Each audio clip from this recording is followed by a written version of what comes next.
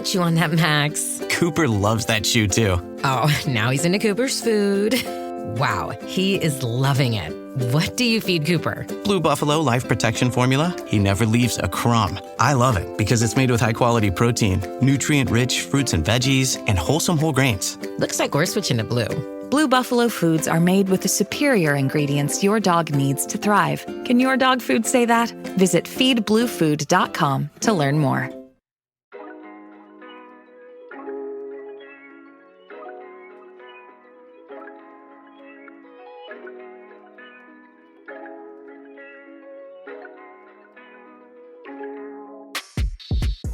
What's up, y'all? It's your man and host, Will Cooper, coming at you for a Field Note Fridays episode brought to you by WorkSharp Tools. Today, we're going to get Mr. Jace Bauserman on. He's bringing us a Colorado and Nebraska Strut Report. Hopefully, you're going to be able to take some of the information that he brings to y'all on what the birds are doing there. Take that, apply to what you're doing, bag you a big old Tom. So, nonetheless, here's Jace. Jace, thanks for hopping on the podcast with us today. Oh, man, I love it. Absolutely. Turkey season is one of my absolute favorite times of year. And so far, knock on wood and Lord willing, we'll keep going with with the way things have been going. So it's been a good one. We're off to a good start. Heck yeah, man. So tell us, man, what's the strutting like or the strut report in your area? I mean, what are the birds doing? Are they being funky? They're still in winter flocks. What are your birds doing? Yep. So actually, it's funny. I just got off the phone with a good buddy who lives about 40 miles from me, which is generally same elevations, same types of birds as what I'm been hunting here. And the strut report is birds are they're starting to break up a little bit, but we're still seeing we've had some really cold temperatures, just violent winds, man. I mean, the wind conditions here have been like gale force, ridiculous, semi-trailers blown over on highways type of stuff. Yeah. And so it's been crazy. So they're still a little bit in that, I don't want to say winter flock mode, but, we're first thing in the morning, those first few hens hit the ground and those toms just start tailing them around for a while. But what we're finding is right about, that 10 o'clock, 10:30 frame, 10 some of those hens are actually that have been bred heading off to set on a few nests. And then also, we just have, some of those hens that are just like, man, get away from me. I'm not ready for this yet. And so we get some toms going walkabout, and those seem to be the ones that we're capitalizing on. Not a lot of great roasted type success right now. Mm-hmm. Most everything that we're experiencing is, like I said, that golden time period between 10 and 2. Yeah, man, I think we're kind of in that same. It's funny. I've talked to Josh, who's up in Minnesota, and a couple other people, and it seems like all these birds right now are just kind of in this exactly that funk that you're talking about. Like it's, you'll get that 10 to 2 kind of golden midday madness kind of deal going on, but it didn't seem like the birds were really just like into it yet. And I mean, heck, I had 2 toms and 6 jakes just walk in front of me last week, and just like this assembly line, a hen went the other way, and they didn't even care about her. Like they did not. Yeah. It's insane. So let's talk about the bird. Let's see, you just killed one, what, 2-3 days ago? Not long ago? Yeah, the 13th. Yeah, I killed one. I killed a mountain bird. I killed a bird up in the mountains at about, elevation was about 7,900 feet. And that was on the 13th of April. How far in were you?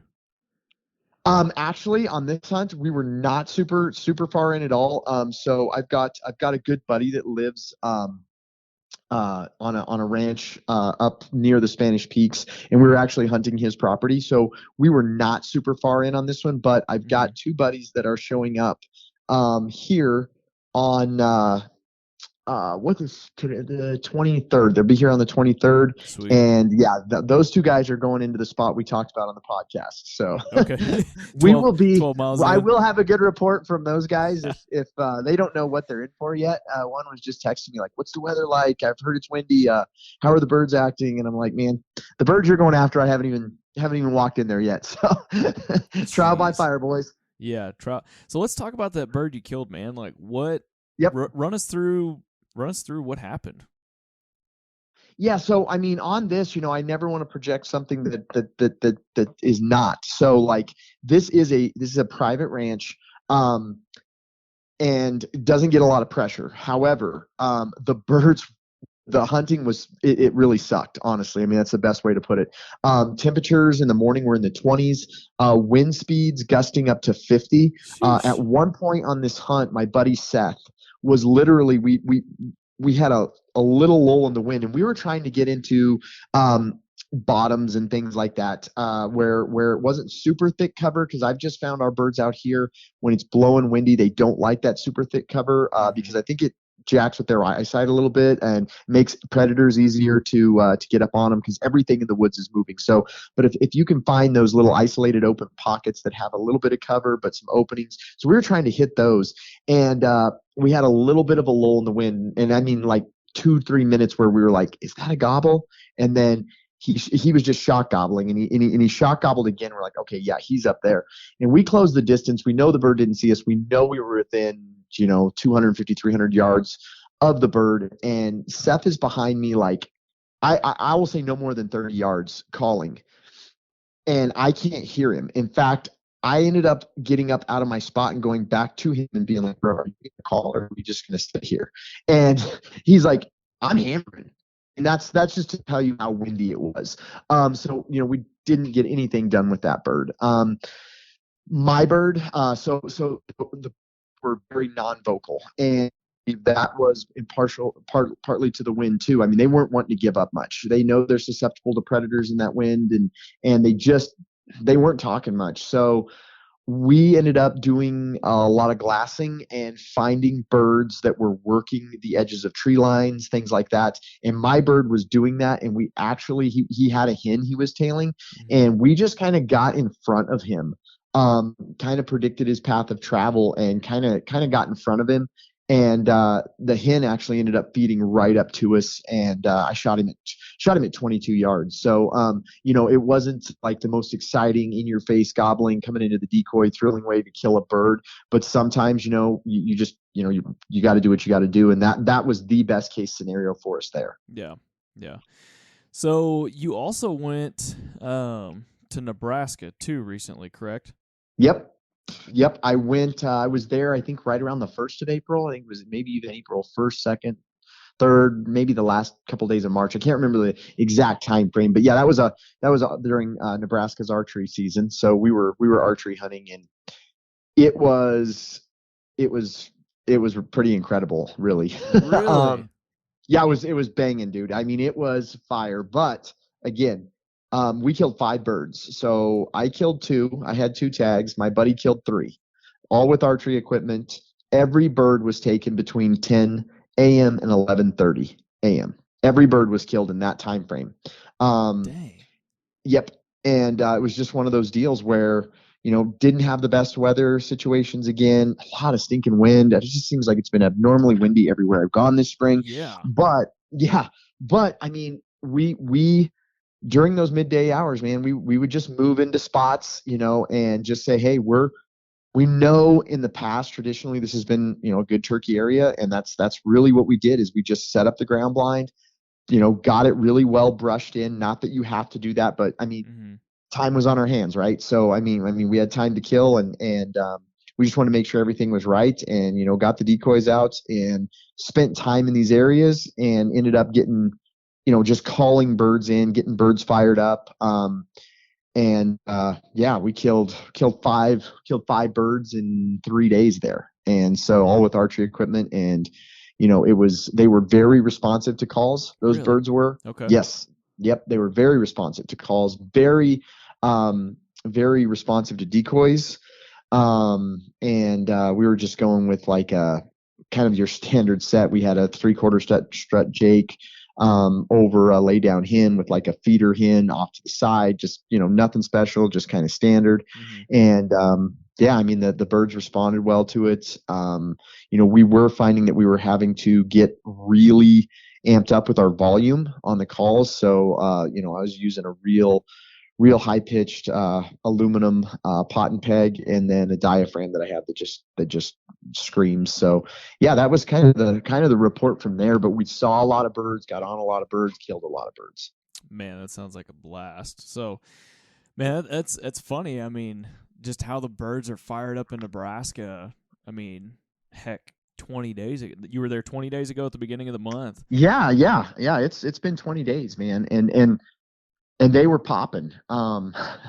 They were popping, and I think my opinion on it was, and having hunted out there as much as I have hunted out there, I think that during that early season time frame like that, obviously you get a few hens that might get bred and things like that, but those birds were definitely still in wintertime flocks. I mean, for the most part, Okay. following each other around, tailing each other around, but I just fully feel like as that day wears on, and in one flock we watched this happen. So I mean, I can put a little fact to this, right? Other than this is just this is what I think what happened. Yeah. But so we watched a flock for quite some time, and we saw Jake's, some Jakes wanting to run off toms. We saw toms trying to get frisky with hens, and the hens weren't having it. And a gang of like 5 Jakes just kind of pounding on a tom, where he was like, screw this, man, and he just walks off right by himself, and that sort of thing.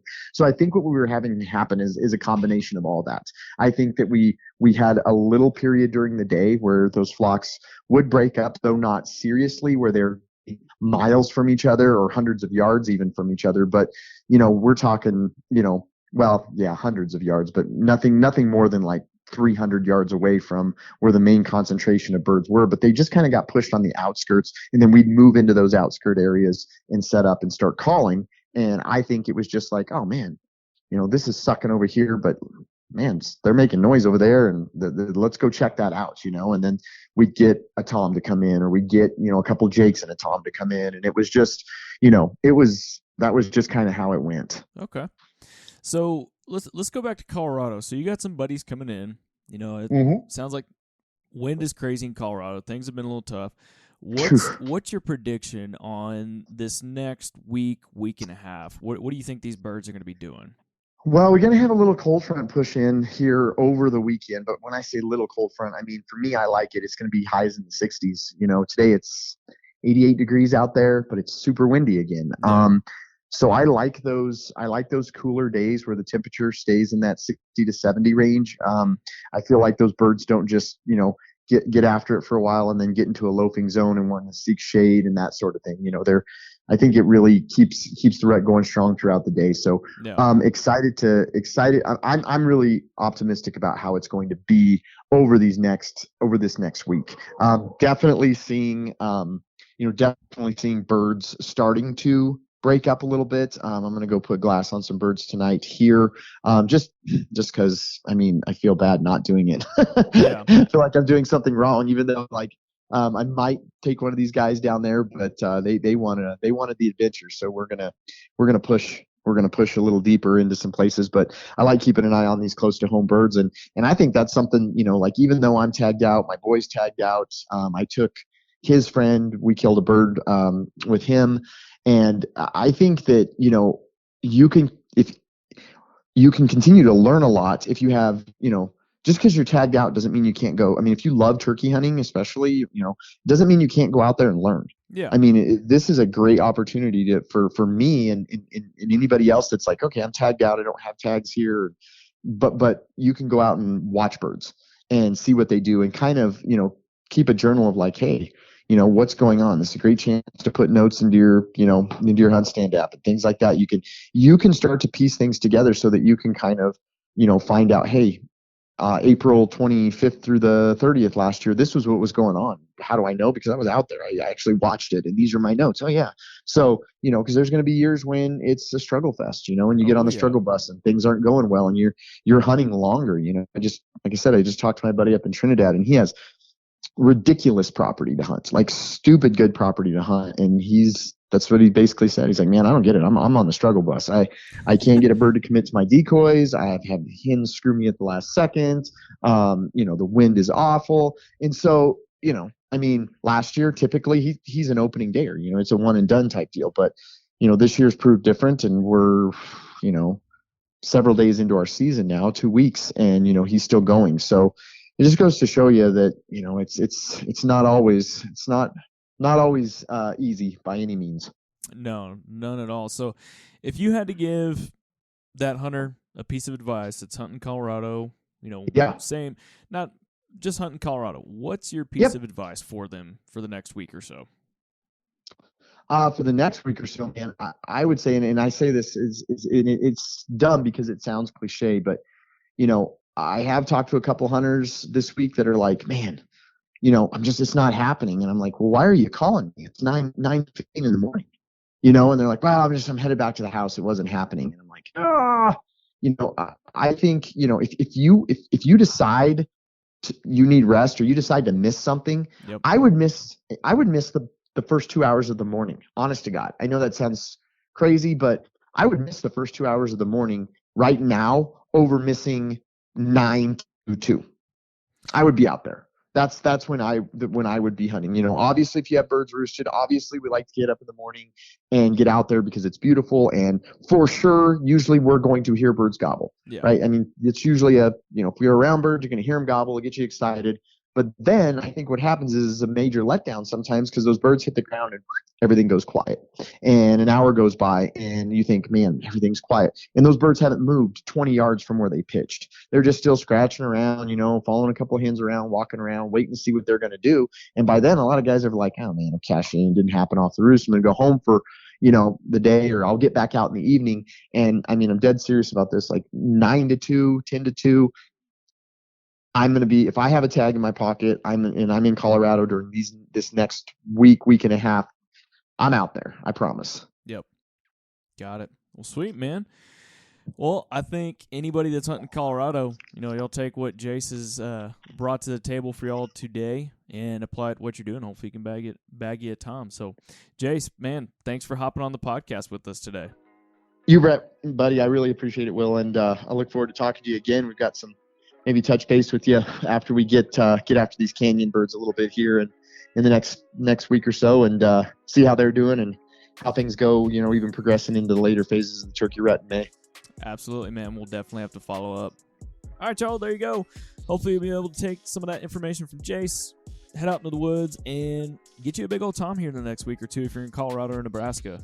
But we just want to thank y'all for tuning in to Field Notes Friday episode brought to you by Worksharp Tools, and we'll see you on the next episode.